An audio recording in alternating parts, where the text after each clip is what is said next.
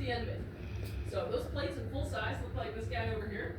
They are massive. Bone on the inside and keratin on the top, like our fingernail. So it's a lot like a claw in that sense, where it's going to be completely coated in a sheath that comes up like this. These guys are going to be beautiful. So if you picture Stegosaurus kind of like a peacock, those plates are going to be very brightly colored. So these guys can rear up and show off. It's very helpful for finding a mate. So very well adorned.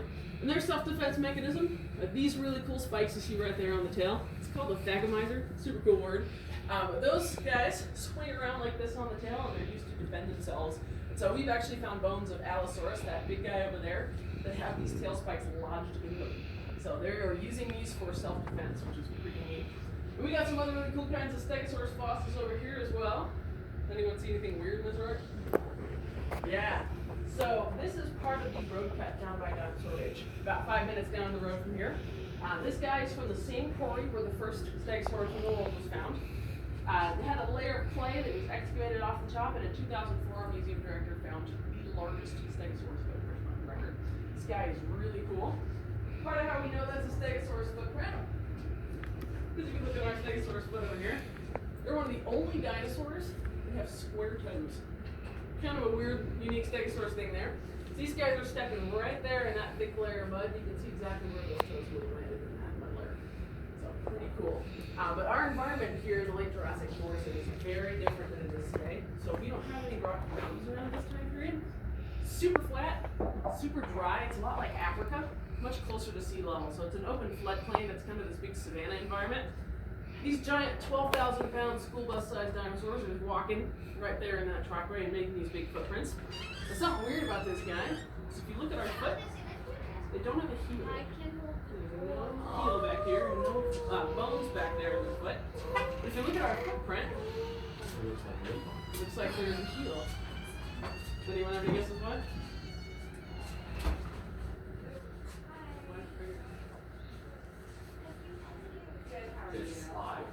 Yeah? Yeah, exactly. So this is a super thick layer of mud here. If you're the size of a school bus, and you're walking in mud this thick, you're going to slip forward. So the reason why this track is longer in the back is because it's what's called a slip track. So these guys are walking, puts that back foot down and slips and slides forward. So that's why you see that skid mark in the back. At these three marks here at the top are the pads and the claws on the front foot. So this guy stepped down in the mud, slid, and put his front foot down to catch his balance. So that's why you see that strange kind of marking there. So they do trip and fall kind of like we do. And there's something else really cool about this block. You see right there on the top is that little square mark here. There's a little guy right there and one right there. It's a little bit hard to see. That is a baby footprint right on top of the adult. These guys are all walking in one big herd with the adults and the babies together. All different ages in the same trackway there. Speaking of baby footprints, you guys know what kind of little dinosaur made that guy up there? That's the first baby Stegosaurus footprint ever found. Wow. Teeny tiny. This little guy is 2 scale, so it's this back foot right here. Right there in that mud layer. They actually are this big when they're babies. This one here probably would have been about a month old, but they do get quite a bit smaller than this. And if you want to follow me over to this row over here, I can actually show you some of those teeny footprints on this block here. This guy is also a local, so this is from right here in Morrison as well. Part of that same quarry up by Dinosaur Ridge. This is from a river that used to be right here in Morrison. So a lot of our dinosaur species are late Jurassic are migratory. So they're walking through here to find other places to live. So they're walking through this river channel here, and we have annual rainfall washes all this sand and mud and clay down into a sandbar. So these teeny tiny dinosaurs are making their footprints right on top of it. And when a layer of thick mud or clay gets washed on top, they get preserved. So this block here is about 148 million years old. There's a lot of really cool, teeny tiny footprints in here. Does anyone see any footprints? What do you think? Excuse me. Oh, sure. Come point them out. Anyone sees anything? Tell you what it is. Yeah, so that guy's really cool. That's 2 baby Stegosaur footprints on top of each other. So if you look at kind of our model here, that's this guy right there in that rock. There's 1 footprint here and 1 footprint here. So that's 2 back feet on that little guy, 1 right on top of the other. If you look right above it and a little bit to the right, it's about the size of a quarter. Does anyone see that little one? About 2 o'clock. Yeah. So, nice, good eye. That little guy right there is the smallest baby stegosaur footprint on record. That is the tiniest one in the world. It's made by a little guy this big. They're about 6 pounds. Just a hatchling, probably between about a day or two old. So they are really little. That's one of the cool things about animals that lay eggs like dinosaurs, is that they're young. They're much smaller when they're born than with animals like mammals that give live birth. That's because they don't have to develop as long before they're able to make it on their own a little bit with the rest of the herd. So these guys are teeny tiny. They go about 6 pounds to about 12,000 pounds at adult size. So that'd be like one of you guys going from a baby to an elephant, but the size of an African elephant. So they get massive proportionally. And there's some other really cool footprints over here as well in this block. There's a little guy right there. There's one right here. And this one's really interesting. You can see the 3 pads and the 3 claws in front of each one of the pads very well on that little track there. That's from a little dinosaur called Ophelia. These guys look like this.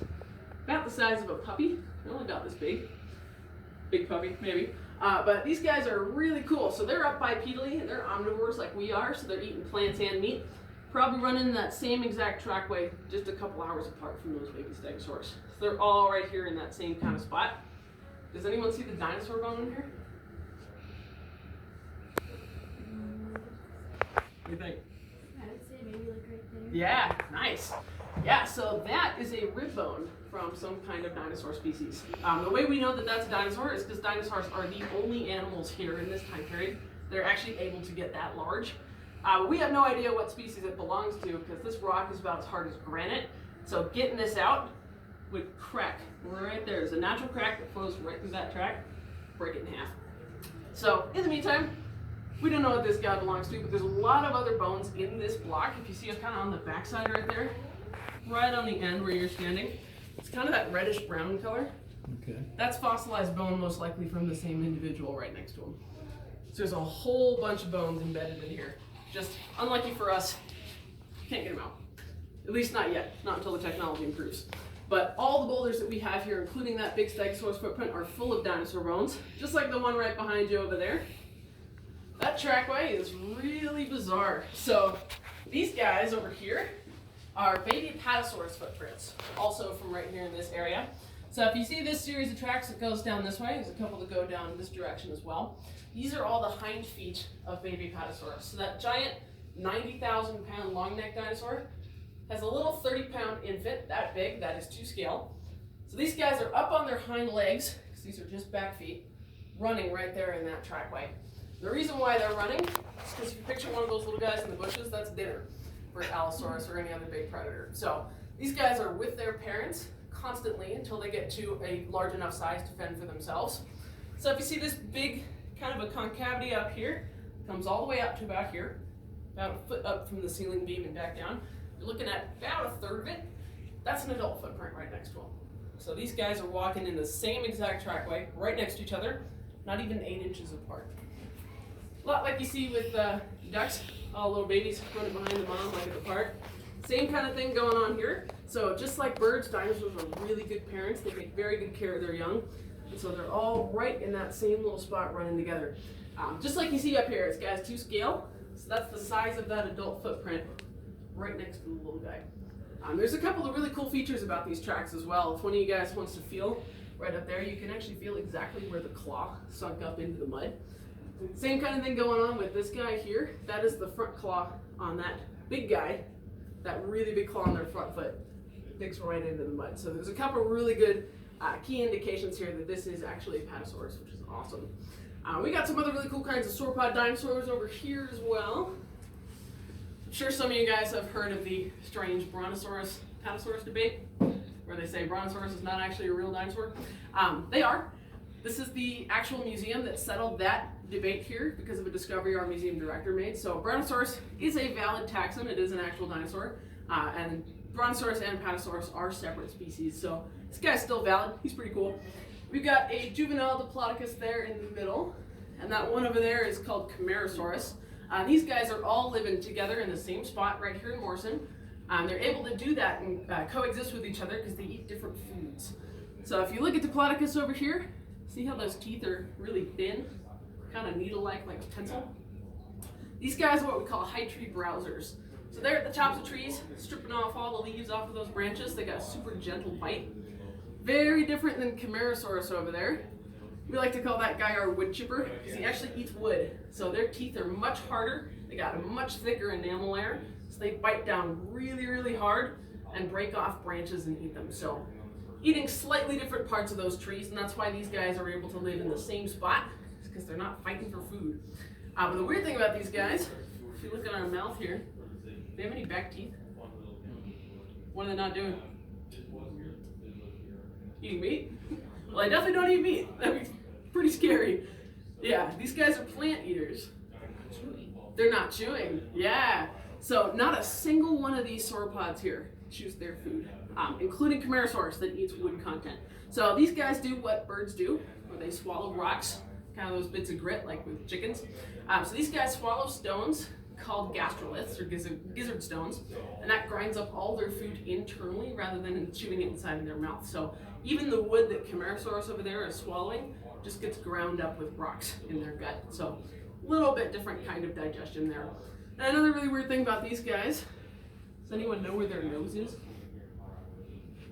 Back of the head. Ooh, that's a good guess.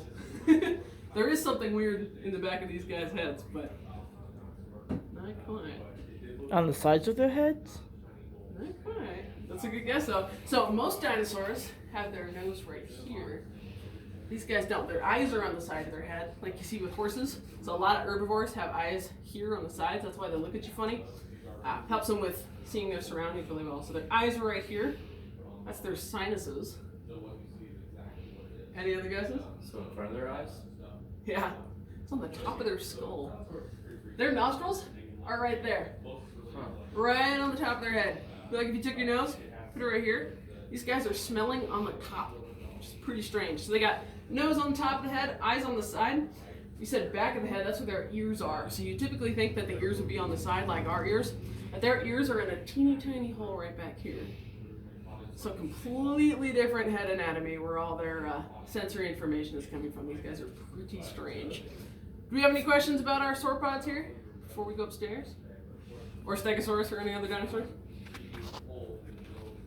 No? Cool. Okay. Staircase is right over there. This is the most famous time period for dinosaurs. All the animals that we have downstairs are extinct by now. Don't think they care because they're dead, but they are definitely gone. T-Rex and Stegosaurus never met each other. They lived about 80 million years apart. So animals like T-Rex actually lived closer to human beings than they did to other kinds of dinosaurs. So we're time traveling a little bit coming up here. We got a couple of cool dinosaurs like this guy. This is Utah Raptor. Bet you can't guess where Utah Raptor's from. Yep. Minnesota, no. So Utah Raptor here was first discovered in Utah, and they got a pretty funny story to them. So these guys get nicknamed Spielberg's Raptor because they were discovered around the time the first Jurassic Park movie was being produced. Sure, most of you guys have seen Jurassic Park. So the raptors they have in those films are a little bit smaller than these guys. These guys are about 10 feet tall when they stand up.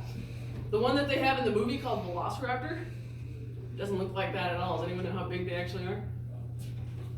Smaller? Chickens? Yeah, a lot smaller. Not quite chickens.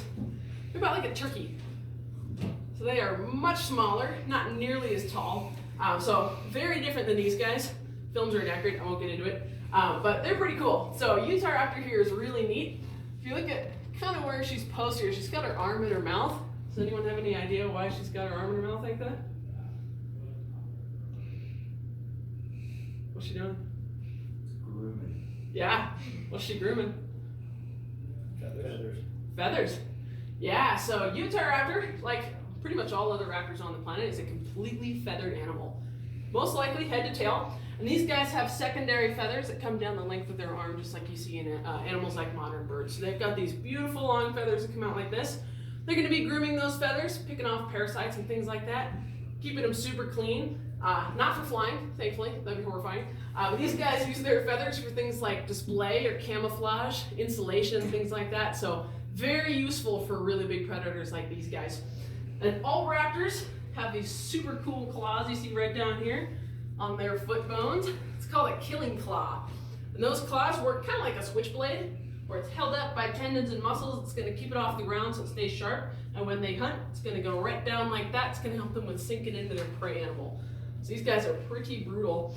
And something that's cool that you don't see in the films, I know the Jurassic Park movies have their arms like this. Not a single dinosaur on the planet has arms that go down like this. That's broken wrists for pretty much every dinosaur. These guys have their arms to the side like they're going to clap their hands, which is actually quite a bit scarier because it means that they can reach forward and grasp things and pull them toward them. So much more useful arms than you see in the films. These guys are pretty scary. But if you don't have any questions about Utahraptor, we'll come around to this corner over here. We got some really cool footprints over here. We like to call these our phantom ornithopod tracks. This is a series of footprints, kind of like you'll see on Dinosaur Ridge if any of you guys have been down there or are going. These are pretty cool. So they're called our phantom ornithopod tracks because they belong to a really big dinosaur called an ornithopod, something like a really large hadrosaur. But we don't particularly know what species these guys belong to because we don't have any of their bones. So about 104 million years ago, our environment's super acidic, so all the fossils of these guys most likely have disintegrated or haven't been found, and so we don't particularly know what exact species this dinosaur is, but we do have their tracks. So you can see these really 3 large toes here, right there in our back foot. There's a front in front of each one of those guys. So it's back and front, back and front, back and front. Cool thing about these guys is that one there in the middle is a left foot, and the 2 on the end are a right. So it's 1 step forward with 1 foot. It's crossing that much of a distance. So even though we don't know for sure what species this is, this animal is enormous. So really big. And the cool thing about this as well is that these are made on beachfront property in tidal flats. So around this time period here in our late Cretaceous, pretty much the entire state of Colorado is underwater. So we have what's called the Western Interior Seaway. That's a shallow ocean that comes up from kind of where Canada is today down to Texas. So what we call Colorado is a sea here, between about 300 and 600 feet below sea level. All those states in the center of the North American continent, like Colorado, Wyoming, and Kansas, are also underwater. We got really big swimming animals like these guys.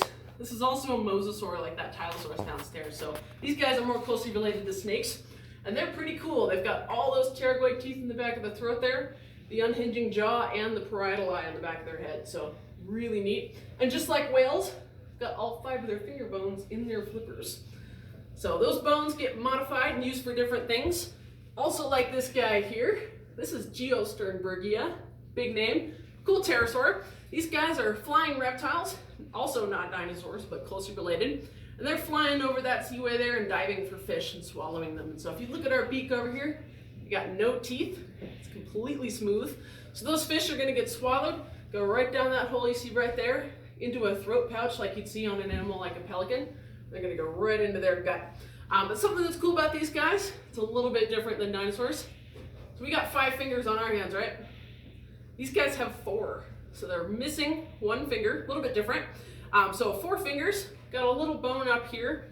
It's kind of a modified finger, but not quite. That's a bone that helps with the stretching of their wing membrane. So not quite a finger, but we got 1, 2, 3 fingers down here on the hand. Does anyone know where the 4th finger is? It's like the long one that curves up kind of like that. Yeah, did you guys hear that? This entire thing from here to here is a finger. It's a 4th digit finger, our ring finger. So that's this guy right here. Stretches all the way out to about here. The largest of these guys has about a 19.4 foot wingspan. So these guys are massive. They're really cool. They're super hollow. So their bones are really, really lightweight. This guy probably would have been about 4 pounds. You could pick them up in 1 hand. So similar to birds, but not quite. These guys walk a little bit differently as well. It's part of how we know that they're not dinosaurs. But they are really neat. And when that seaway starts to go away, our Rocky Mountains start to rise up, that ocean starts to retract a bit. So it leaves our environment super wet, super swampy. So this is a lot like modern Louisiana is today. It's a lot more humid. Dinosaurs on the scene like this guy. Does this look familiar to anybody? Little claws here? T-Rex. Looks a lot like T-Rex. Yeah. This is a new species. This guy here is called Nanotyrannus. This is like T-Rex's little cousin. So they're quite a bit smaller, a bit lankier, but they're living right alongside Tyrannosaurus Rex right here in the same environment. So they're also Morrison locals. These guys are pretty cool. So we got this beautiful little crest over the eye there. If you look at our Tyrannosaurus Rex, they don't have a crest, so a little bit different there. And their teeth are very different. So these guys have these super sharp serrated teeth, kind of like you'd see in an animal like Utahraptor. It's going to be really good for biting and tearing. Bit different than Stan here. This is Stan. Stan is our Tyrannosaurus Rex skull from South Dakota.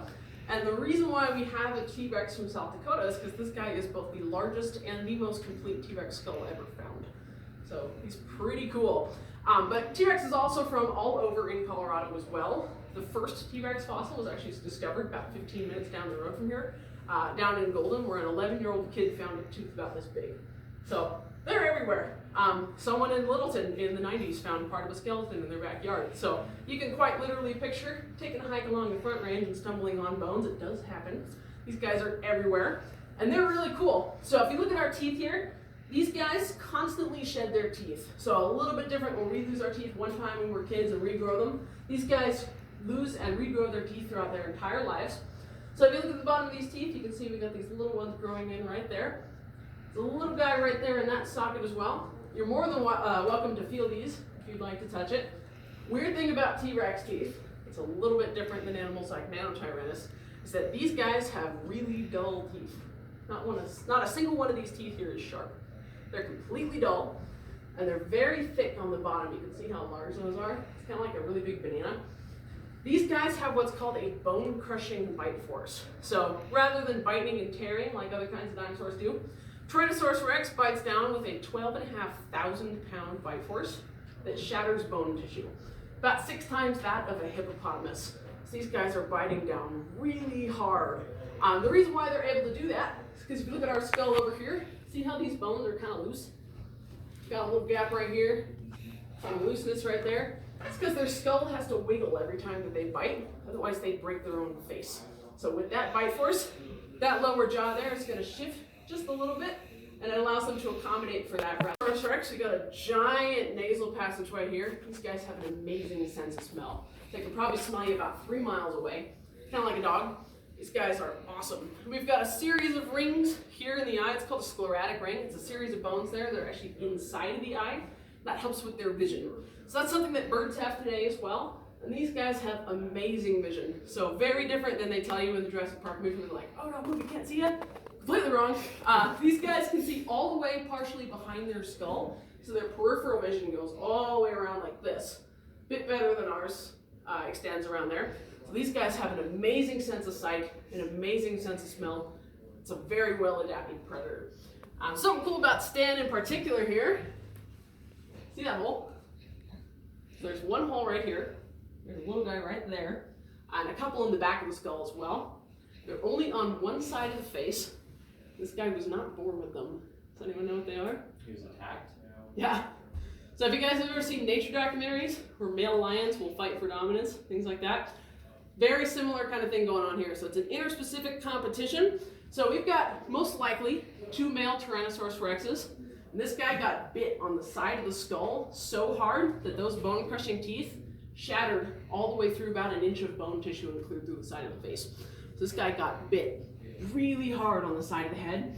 And the cool thing about that is that that bone partially regrew, tried to close itself up, which means that this guy survived getting bit. So he made it out of that.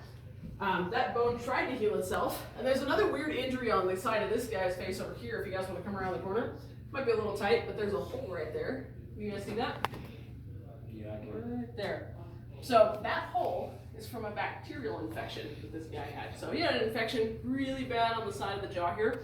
The thing that's unfortunate about that is that it's right on that loose point between these 2 parts of the lower jaw. So every time this guy would bite down, it's going to wiggle that infection right there.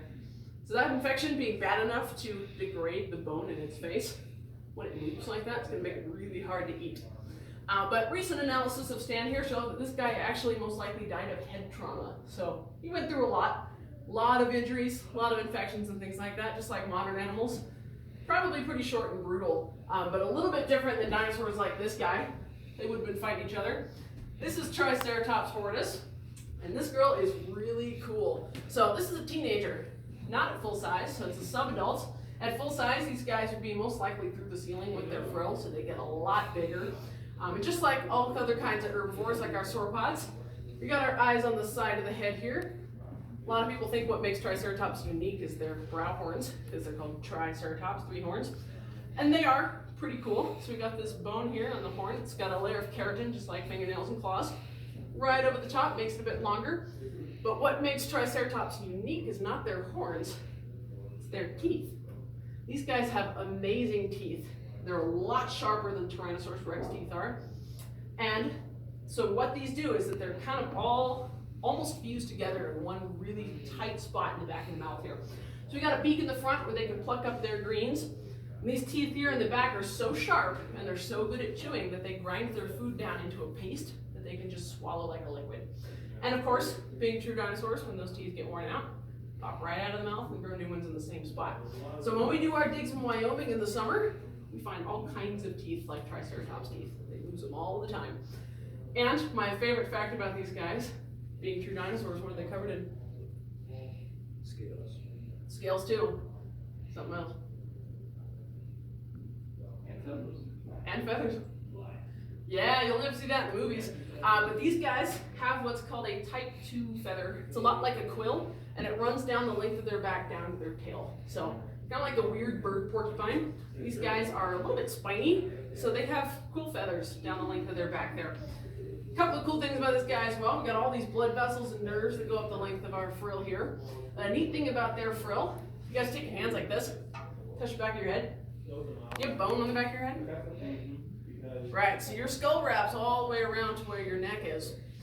If you look at Triceratops, is there any bone on the back of the head? No, not at all. That's because the bones here in the frill are the bones in the back of the head. So, same kinds of bones that you guys touch right back here. It'd be like if you lifted it up toward the ceiling, you'd be Triceratops. These guys have modified skull bones that go up the length up there to the ceiling. So rather than having their skull wrap all the way around, it goes right up. And the reason why this is brilliant is because if you see this right here, that's where their neck attaches. They have an amazing range of motion in their head. Kind of like your wrist, they can turn their head around pretty much any direction they want. So these guys can lift up like this and turn their head around, and that frill is going to completely cover their neck. It's going to keep them very well defended. These guys are super armored. And a neat thing about this particular specimen too, you guys see that? Does anyone know what that is? Might be a little hard to see. What is that? I want to say it's an ear canal. That would be weird. That's a good guess. It's an organ in the back of the skull. Brain? Brain? Yeah. That is an exact resin infill of the inside of the brain case on this guy. So the brain looks exactly like this. It sits right there. So we know from CAT scans of T-Rex skulls as well that their brain is the exact same shape as this. It's just a little bit longer. So these guys have a very bizarre brain. A little bit small for the size of the animal there. We don't actually know how intelligent these guys are, mainly in part because intelligence is about the density of the neurons in the brain more than it is about the size. So probably like that of birds, but we're not entirely sure. But just because they have a small brain doesn't mean that they're not bright. These guys are actually probably pretty intelligent, but a little bit of a funky shape going on there. And about 66 million years ago, end of the Cretaceous period, something catastrophic happens to the Earth. Does anyone know when that happens? Massive asteroid hitting the Earth causing mass havoc. Exactly, yeah. So we have a giant asteroid, strikes down in South America, what's now the Yucatan Peninsula today, launches all this debris up into the air, all this volcanic activity, it's going to cover our atmosphere. So anything that doesn't die initially from that blast is going to die either of a lack of oxygen or a lack of food, or cold. So that layer in the atmosphere is going to block out our sun. Our photosynthesizers, like plants and cyanobacteria, can't get their food from the sunlight, so they die out. Our oxygen goes away, our herbivores die out, our carnivores die out. It's just one giant chain of events and a mass extinction. And this is the 5th mass extinction in Earth's history. So we've had 4 before then. Something that routinely happens to our planet. So not all that unusual, geologically speaking, but it kills out almost all of life on Earth. And one teeny tiny group of dinosaurs survives that mass extinction, which is our modern birds. So a lot of times I know they teach in school, they say that dinosaurs are extinct. If you want to get nitty gritty about it, they're not. They're just birds now. So they're a little bit different, but they come from the same family of dinosaurs called the theropods that animals like Tyrannosaurus Rex and Raptor belong in. So they are actually dinosaurs, which is pretty cool. But if you guys want to follow me into this room over here, we're going to walk around and do whatever you like as well. No time pressure. Does anyone know what animal this is? Mammoth. Yeah, so this is a woolly mammoth. And this is actually the only animal we have here in this museum that is not local. Woolly mammoths have not been found in Colorado yet. We're still looking. But they're found in much further places up north, places like Alaska or parts of Canada and Russia, not down south in Colorado. Even though we do have glaciers in our Rockies around this time period, it's very cold. We have a different kind of mammoth here called a Colombian mammoth. You can see a drawing of one right down there. They're about 14 feet tall, and they're a lot bigger than woolly mammoths are. So the reason why we have a woolly mammoth is because it fits in the room. Colombian mammoth skulls are really large, so they do not fit in here. We could not fit a Colombian mammoth. So we have a woolly. They're a little bit similar in that they've got this hole right up top here for their trunk that comes down like this.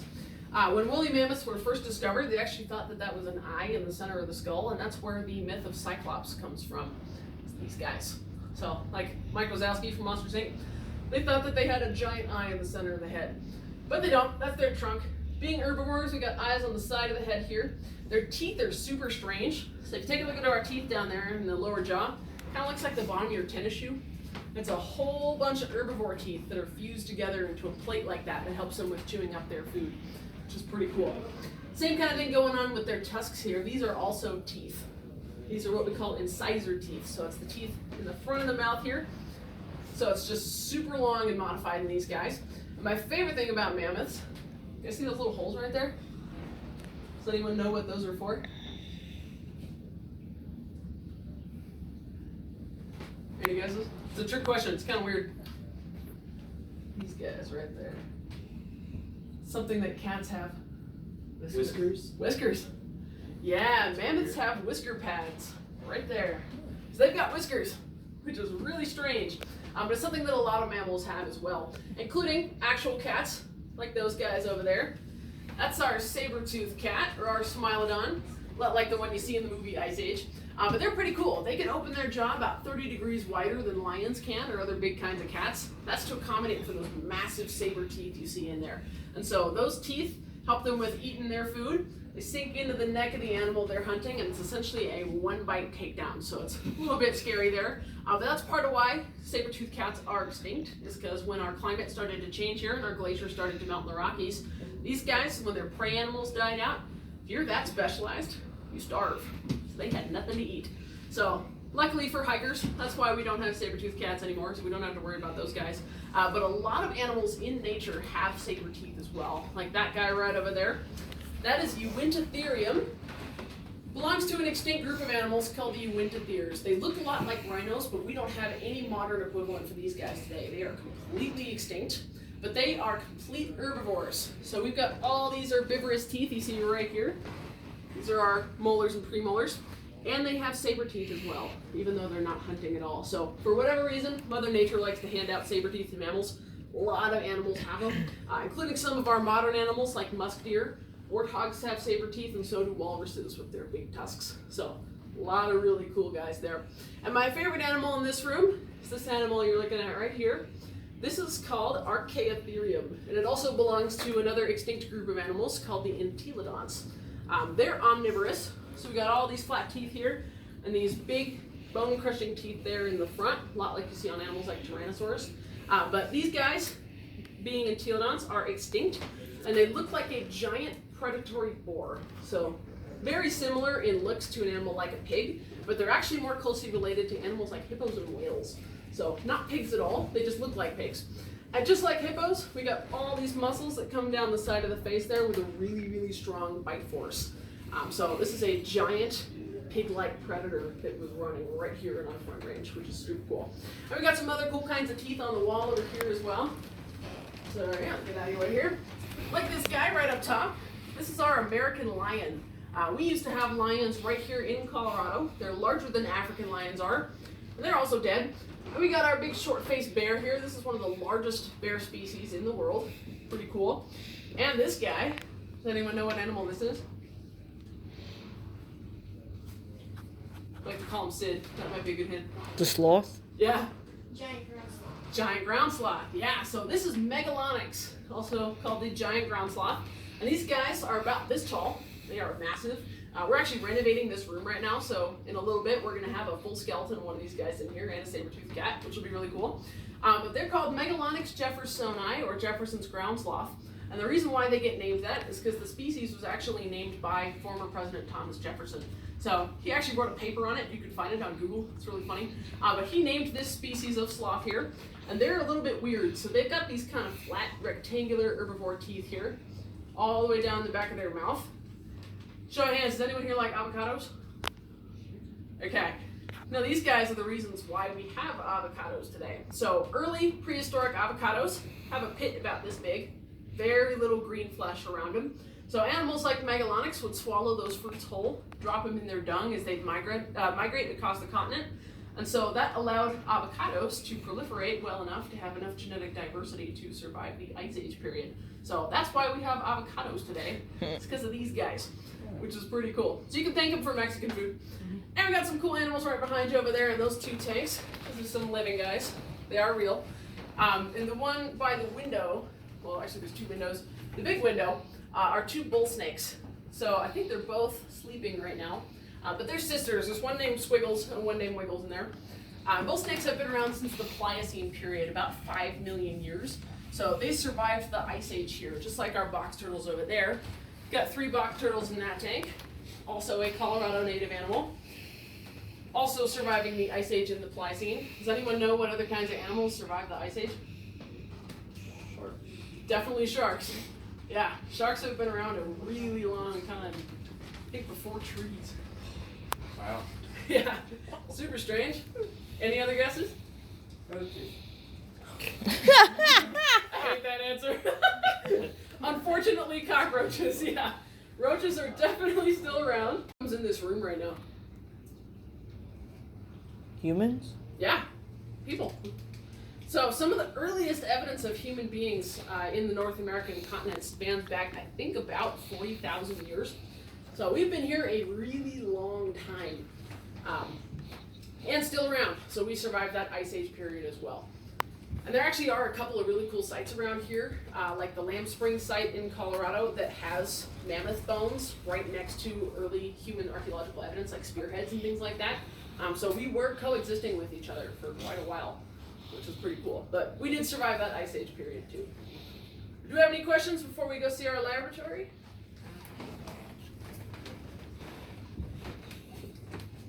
No? Cool. All right.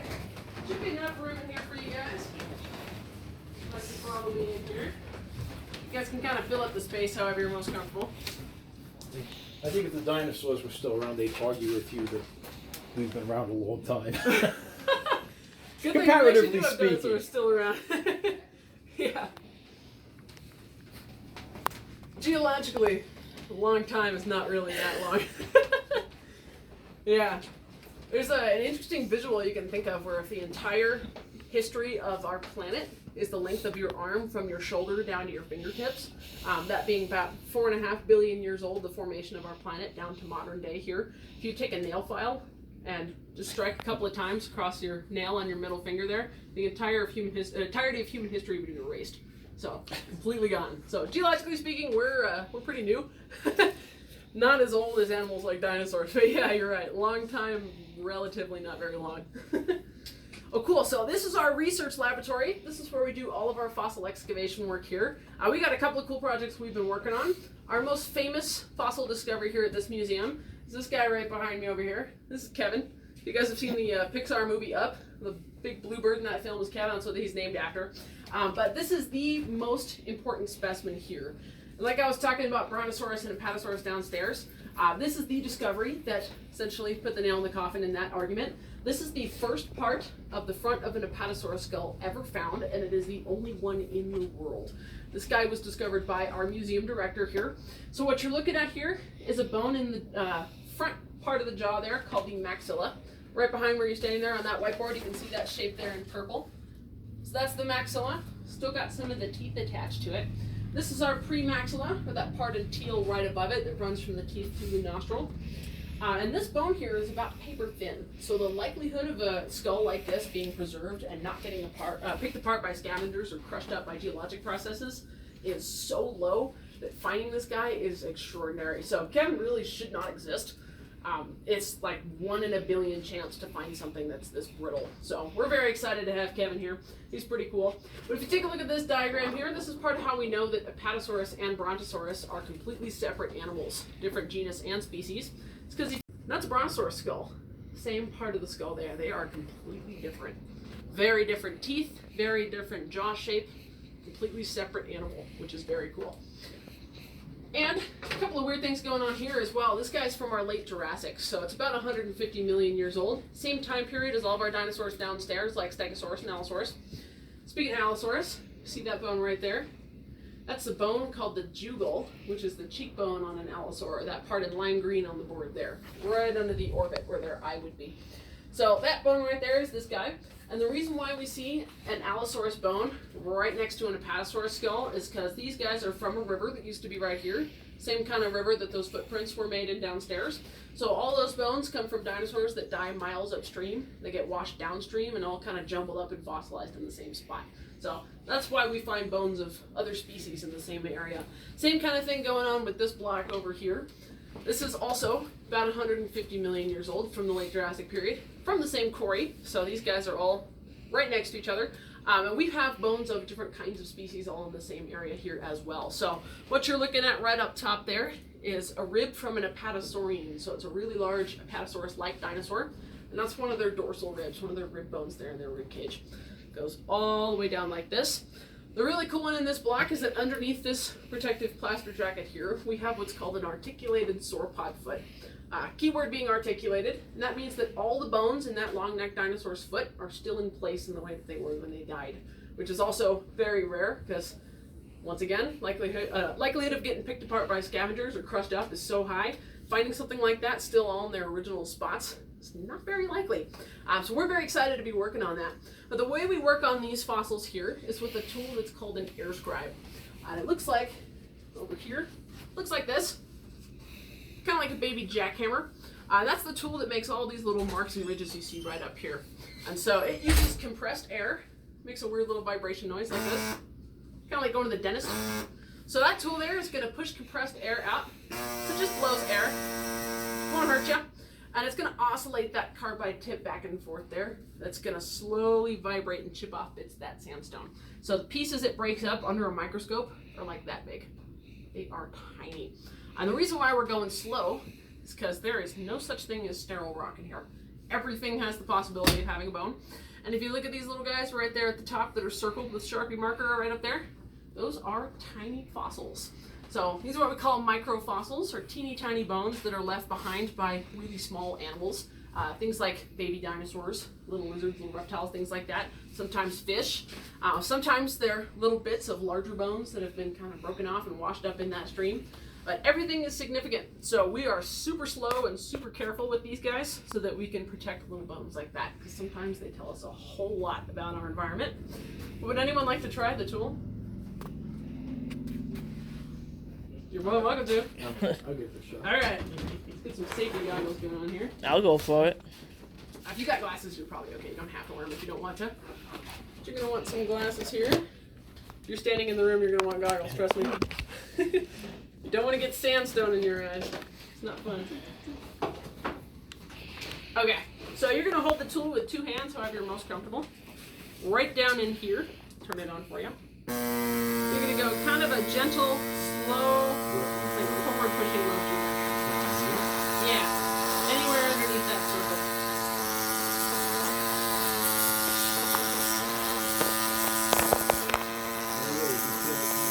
Yeah.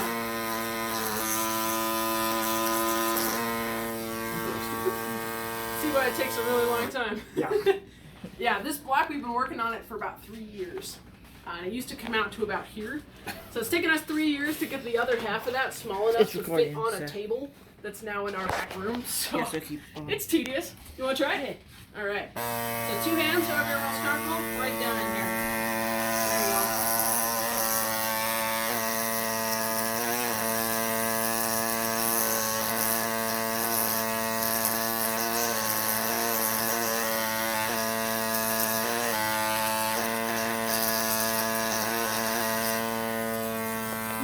Yeah, it's not fun, trust me.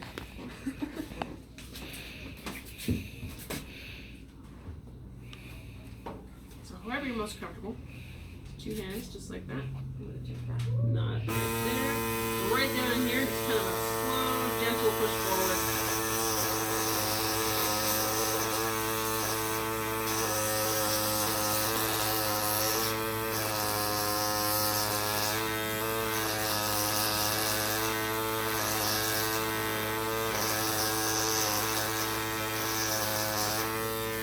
There you go. Neat. Yeah, it's pretty cool.